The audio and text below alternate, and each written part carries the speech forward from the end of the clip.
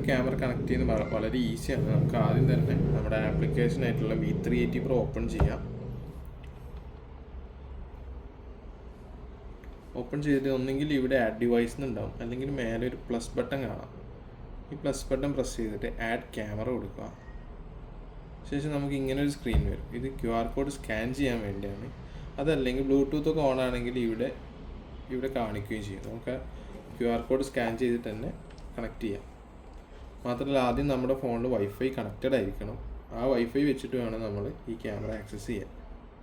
അപ്പോൾ ആദ്യം നമ്മൾ ഈ QR കോഡ് സ്കാൻ ചെയ്തു ശേഷം നമ്മുടെ വൈഫൈ പാസ്വേഡ് നമ്മൾ ഇവിടെ അടിച്ചു കൊടുക്കുക. ഇതിൽ ഓൾറെഡി ഞാൻ അടിച്ചു വെച്ചതുകൊണ്ട് ഇതിൽ വന്നതാണ്. ഇല്ലെങ്കിൽ നിങ്ങൾ വൈഫൈ സെലക്ട് ചെയ്തിട്ട് പാസ്വേഡ് കൊടുക്കുക. എന്നിട്ട് കൺഫേം കൊടുക്കുകയാണെങ്കിൽ കണക്റ്റിംഗ് ടു ഡിവൈസിന് വരും.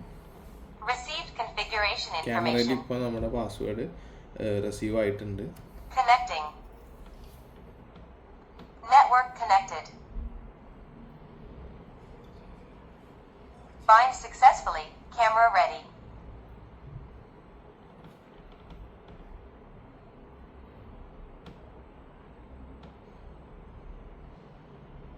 ചില വൈഫൈ നമുക്ക് 2.4ഉം 5.0ഉം വരുന്നുണ്ട്. അപ്പോൾ 2.4ൽ മാത്രമേ ഈ ക്യാമറകൾ കണക്റ്റ് ആവുള്ളൂ.